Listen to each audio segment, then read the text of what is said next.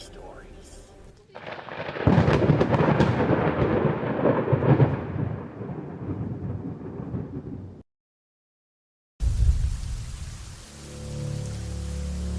I was 18 years old. I made an effort to make new friends after I moved onto campus and ended up with new groups to hang out with, including a new girlfriend, and plenty of people from my classes that I liked well enough. There was one class before lunch where it was traditional for people to go to the cafeteria afterwards to eat in pairs of threes. I wasn't very discerning about who I'd have lunch with because I got along fine with most people from my class and we were all trying to make an effort to be social. So when one girl, Lily, asked if I wanted to eat lunch together after that class, I didn't have any reason not to go. We talked about work, nothing noteworthy, but she did ask me to get lunch with her again the next week. It became a pattern and there wasn't exactly a way to start saying no suddenly. It was fine, but it did mean that I lost a chance to eat lunch with anyone else on those days. In hindsight, I suppose that was the point. One day in class, I asked if I could add someone to social media. This happened in front of Lily. I saw her face turn towards me from a couple of seats over. It was such a sharp reaction that it was hard to ignore, and I still remember it. By the time I got home later that day, Lily had sent me a friend request note. No friends in common. Don't know how she knew my last name. I was a bit surprised, so I guess she had just dug through the university's social media pages and found me through there. It gave me a bad feeling, but surely it was fine. She ended up messaging me a lot, commenting on anything I posted. I told myself that she was just awkward and we became friends, if not close. I'd known worse people.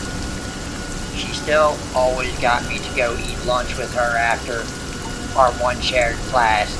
Other than that, we rarely spent time together in person. I saw her around sometimes, but I never went out of my way to hang out with her, so it was mostly online messaging and seeing each other in a group setting. Coincidentally, my girlfriend was also called Lily. This was something that clearly bothered Lily, not my girlfriend, who couldn't have found it any less interesting. It's a common name. She had occasionally hinted that she wanted to be my girlfriend, to pick a different name, or joked about her not suiting it. She clearly didn't like my girlfriend at all, and I had an idea of why. It was hard to ignore this point. Megan was starting to unsubtly hint that she had a crush on me. I tried to ignore it because what was I going to say? I've never known what to do when a friend makes a pass at me. I was also not interested in the least, even ignoring the weird stuff she pulled. Megan was not my type after all. She tended to dress and act like a 50s housewife, or one of those adults who is still obsessed with Disney princesses, if you can picture that. Things took an uncomfortable turn one day. On our last shared class of the year, instead of asking me to lunch like she usually did, Megan asked if I'd go for a walk with her again. I didn't exactly know how to refuse, so I said alright. Our campus was bordered by a large patch of woods. I don't care. She sat down on a log and I joined her. She started talking about random shit and how she was going to miss me over the winter. Megan tried to kiss me. I got out of there and was happy to think I wouldn't have to see her for a while. I came back to the university after the winter, moving into a house with some friends. Without going off topic, there were some serious issues in my friend group. A lot of petty arguing and worse. I broke up with my girlfriend around the start of that year as well. And basically, the whole mess made me recontextualize things with Megan, because it suddenly didn't seem as bad. That said, I didn't want to be alone with her. We mostly talked online. She was still constantly messaging me after all. One upside of everything was that I started dating a boy. Megan was not pleased to hear the news. I think that she had hoped to sneak in after I broke up with my girlfriend, but as I said before, that was never going to happen. There wasn't a big gap between my breakup and this new relationship. Oh, she must have thought she missed her chance to be with me. At this time, I was fairly active on Tumblr. I occasionally talked about my life and a bunch of other fucking stupid shit that nobody gives a fuck about. I blogged and followed and had received and asked with some phrases I recognized. It took a second for me to register because I'm retarded. That made me freeze. I read the message properly. Someone was asking this completely random person to analyze a section of text from my page, asking for their opinion on that type of person and who would write it. I cannot stress how fucked up it was to see people talking about me like I was a character in a book they were trying to study. She was using a fake name, but I recognized Megan all over the thing. It was this cutesy pink and red page. There were a few posts about her interests, but most of the content was focused on primarily interest. Most of the posts were about me. There were accounts of things I'd done recently, as well as references to things from far back as I'd known her. It was clear she'd been keeping tabs on me, both online and offline, gathering up every scrap of information she could about my life and hoarding it in her collection. She talked about us eating lunch together and how special our dates had been to her, as if it was anything more than acquaintances getting food after class. She talked about the time she had forcefully kissed me in the woods, but she wrote it as if it had been mutual. She quoted lyrics from my favorite song and talked about how she had always been there for me no matter who else came into my life. Lots of references to loving me, which answered another mystery about an anonymous love letter I'd received earlier that year with the same wording. It got worse. There were a lot of posts about my boyfriend as well. These weren't so nice. They got vicious, talking about how he didn't deserve me. He didn't know what he had. If she was mine, she'd be jealous of anyone else who came near me. My boyfriend not being a jealous person meant that he didn't love me. It was angry and hateful. I didn't like to think about that sort of person who could write so obsessively about me. One thing that didn't make sense at first was that the blog also made plenty of references to Megan's best friend, Steven. She had never mentioned this person to me. Her post talked a lot about Steven and how great of a friend he was and how much fun they'd had together, how he looked out for her, etc. I was trying to work out whether this was an online friend when one specific post made it all click. She posted a photo and captioned it with "Steven sent this to me, he knew I would like it, and I loved it," or some stupid shit like that. The problem was the photo was taken from my own page. I did not send it to her, she took it from my page.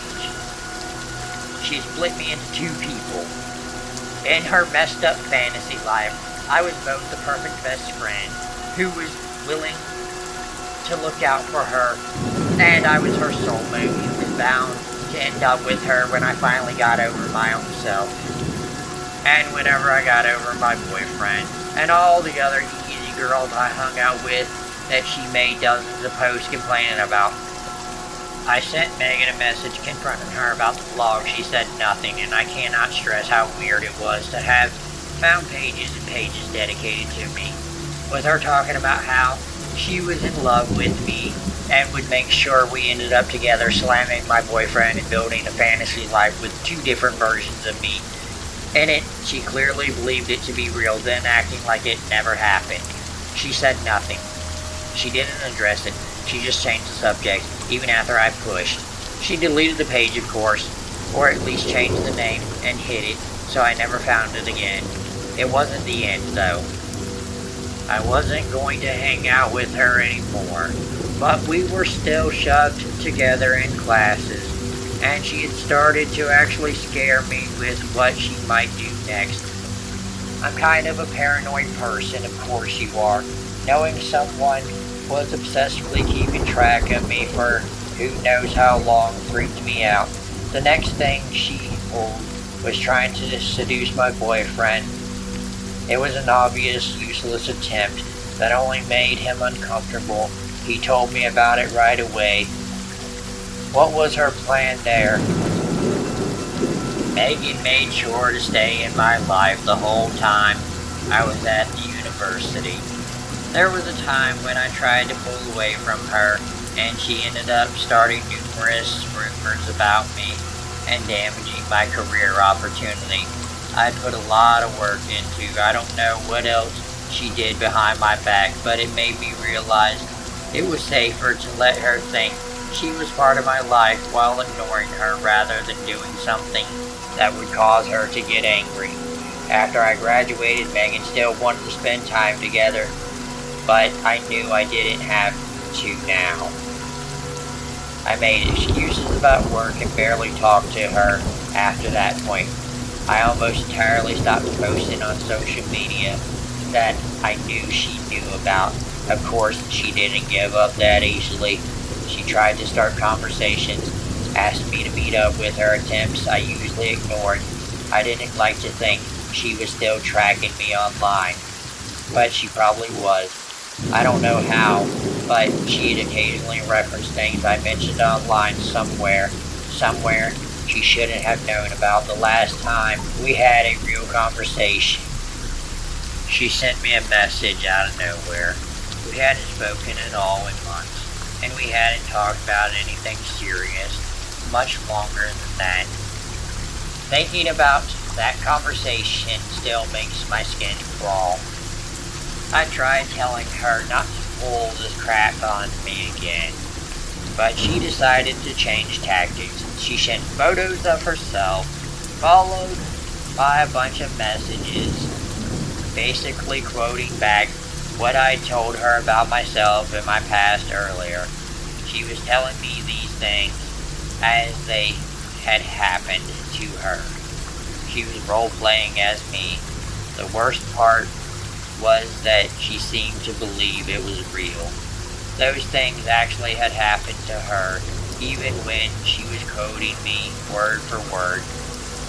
Things I just told her hours before were now her life. It was like she was trying to absorb my history. Yeah, I didn't talk to her again after that. I ignored future attempts for her to talk to me, and I eventually silently deleted her from the inactive social media, which was her only real way of contacting me. I really thought she might have finally moved on a few days ago. She sent me a friend request. It's sitting there unanswered because I know if I delete it, she'll only send another one. Megan and I nearly 12 years ago. This story is just the highlights, and even then, it's only the stuff I know about for sure.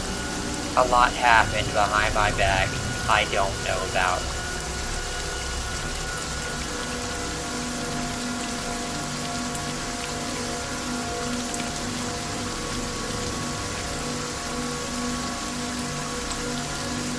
It was the fall of 2007. I was 15, living in New York. I was a competitive athlete in high school, the type who got up before school for workouts and trained for long hours after. With recruiting season a year away, I was under tremendous pressure to perform in my sport as well as in the classroom. I was struggling to keep up in calculus at the time, so my mom suggested I get a tutor. She made an appointment with a teacher friend of hers who really knew his stuff.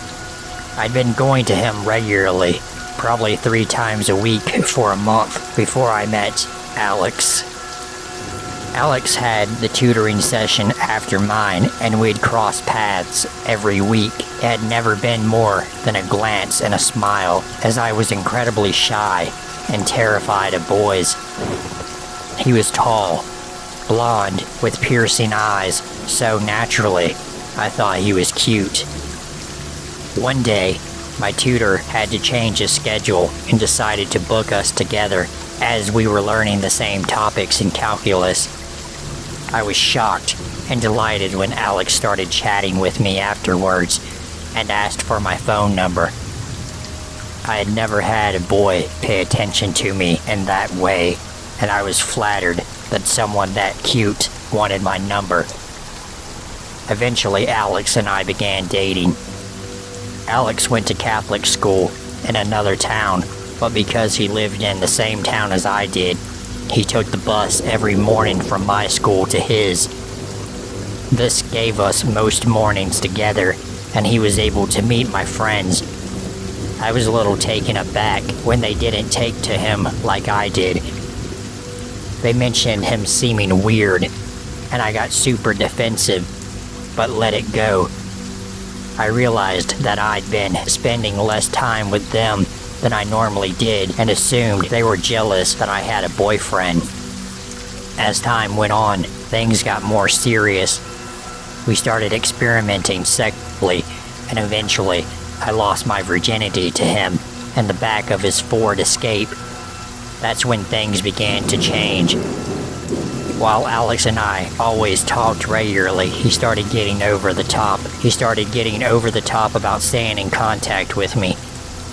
He would make me stay on the phone with him all hours of the night, until eventually my mom started taking my phone before I went to sleep. This relationship also started to toll on my athletic career. I was too tired to spend my extra time training and started skipping my practices to see him, driving 30 minutes each way to his school. Eventually, my friend sat down and told me how unhealthy this relationship had become. I had isolated myself from them, and my entire free time was spent with him. At this point, I wanted so badly to end the relationship. I had fallen out of love with Alex, and college applications were approaching. I'd been scouted by no less than 10 colleges, and my plan was to attend Brown, my dream school. Alex's obsession with our relationship had taken a huge toll on his grades. Alex's obsession with our relationship had taken a huge toll on his grades, and Brown wasn't going to be an option for him. I remember when I told him that was where I was planning on going, and he freaked out, saying he would never get in there and begging me not to go. At the time, I was also recruited by the University of Illinois. Alex applied there in hopes that I would ditch Brown and go to Illinois with him. That was the final straw for me. I ended things for good with Alex, assuming that would be it. Because Alex would take the bus from my school to his every morning, I still had to see him. I remember walking into school past him and his classmates who took the bus with him, and some of his guy friends yelled "slut" and "whore" at me. Apparently, he had spread a rumor that I had cheated on him with a bunch of guys and then ended with him. I ignored it until I started getting Facebook messages from random people at his school. I spent months getting nasty messages from guys at his school accusing me of having STDs and telling me that I was going to get gangbanged by his friends. Eventually, I had to delete my Facebook because it wouldn't stop. I think deleting my Facebook was what set off the stalker tendencies for Alex. He wasn't able to see my face online, so he started calling non-stop and sending desperate AIM messages telling me he loved me. While this was going on, I was the favorite to win the high school championship in my sport. I'd gone undefeated all season. Alex ended up showing up while I was competing for the championship, and I saw him there. It shook me so badly I ended up losing the title. I was furious and heartbroken. I ended up picking up his call that came that night and screamed at him, telling him to never contact me again. That's when the threats began. I got a call a few nights later from Alex after he texted me. He had something important to tell me. Stupidly, I answered. He began to tell me how he was going to kill me. He was going to show up at my house when my parents were at work with a rope and a knife. and make me suffer like I had done to him. I started to cry, and he eventually went on to say he was going to get me before I went into school, because he knew exactly where I parked every morning, and my parents were never going to find me. At this point, I had decided to record what was being said and had it taped on my phone. I hung up once I felt he had said enough. The next morning, I went into school extra early, much earlier than I'd figured he'd be there. I showed my advisor the recording, who then called my mom. I remember feeling a deep-rooted shame as my mom listened to the recording, like I had done something to bring this on myself. My advisor was so alarmed by the recording, he advised me to go to the police. This day still feels surreal to me. My mom and I sat in the police station all day explaining the story of my relationship with Alex and how it got to this point. The police then drove to his high school and arrested him while he was in class. The topper on that day, though, was when I went out to bring food back to the police station for my mom and I pulled into the station at the same time as the car holding Alex did. I saw him in cuffs, and he indeed looked like he wanted to kill me. Post-arrest, I got a restraining order against Alex, and he was sent to a mental institution for a short while. He ended up breaking the RO on more than one occasion. I contacted the police, but they didn't think it was a cause to do anything. I think it's important to note that Alex's family was wealthy and had a name in the area, so it wouldn't have surprised me if that's why they brushed it under the rug.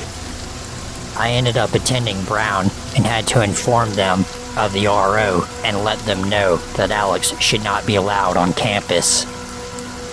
It's been over 10 years since this happened, and I still continue to receive friend requests and phone calls from him on occasion. I recently moved across the country from where this occurred. I finally feel safe now that I am far from where he lives, but anytime I get a blocked call or text message from a number I don't know, a thought goes through my head that it's him. It's safe to say that this experience has completely changed who I let into my life and who I choose to date. Being on servers online can lead to a lot of unwanted attention. I'm a part of a staff team on a lot of servers, weeding out potential trolls or just people who are looking for something we do not provide. One afternoon in October, we got a new member in the server. She went by Terrence. She created her introduction and gave her age, as we have channels for adults to talk more freely without worrying that they might say something wrong in front of a minor. Only being 15 years old, I gave her the roles and let her chat in the channels we offered for minors freely. Things started to get weird when I started posting selfies of myself without any cosplay gear on. No wigs, no colored contacts, no fancy outfits, just me. Now I'm gender fluid, so I flipped from feeling masculine and back to feminine. I have my hair short on the sides and longer up the top and stick up the top of my hair, just so I can have the best of both worlds and feel comfortable. Terrence complimented me. I thanked her as I would with any compliment, yet she got more involved with complimenting me. A few weeks later, she began to PM me about how she loved how I looked. I again thanked her and kept interactions brief as I felt uncomfortable with somebody 3 to 4 years younger than me complimenting me all of the time. Then she started to message me every day from 6 a.m. in the morning to 10 p.m. at night. She started to save my selfies and make edits of them, fancying up the look on them and then sending them back to me. She started to ask me for more Snapchat and my other accounts that I only use for really close friends. I, of course, denied giving it to her. At first I was weirded out. Okay, odd. I kindly asked her not to save my selfies without my permission and please not make edits of them, as it was kinda creeping me out. I only knew her for about a month, and she's acting like I knew her for 5 years. She apologized and said that she wouldn't do it again. There. That was the end of that. However, a few days later, my staff members on the server started to message me that Terrence was talking about me to other members who brought it up to them. She had begun to complain to other members about how I wasn't online all the time and began to share my personal private messages and even more selfies of me that she edited. I didn't give her permission to do any of this, and so I confronted her, demanding that she stops this nonsense before it goes too far. She again apologizes and started to go on about how she is the worst, basically guilt-tripping me into forgiving her. I did not fall for it, and I told her bluntly, there isn't much of an excuse to these actions you had with other members either. Those kind of actions put a damper on how people see you, and when I know you as a person who does that, then immediately attaches to me, it freaks me out. Now please stop messaging me. Do not have any contact with me anymore. Her response was nothing more than, oh, okay. I'm done with my life now anyways. Then it went even further. She didn't stop, and her messages got more aggressive, that I was the reason why she was having an identity crisis, and how she wanted to be everything that I was, how she wanted to end her life if I didn't talk to her. I started to get really freaked out, and we got rid of her. We banned her from the server, and I demanded that she would leave me alone. Friend request after friend request came flooding in over the course of weeks. I blocked her each time to get rid of her. She started to join other servers that I am involved in to get in contact with me. Many of my friends who were on the staff team ordered her to leave me alone and to never have contact with me again. She said she was sorry and that she'd try again when this whole thing blows over. I sent my last message to her, stating clearly what I wanted to happen in this situation. Are you fucking joking? What part of leave me alone don't you understand? You are practically stalking me now.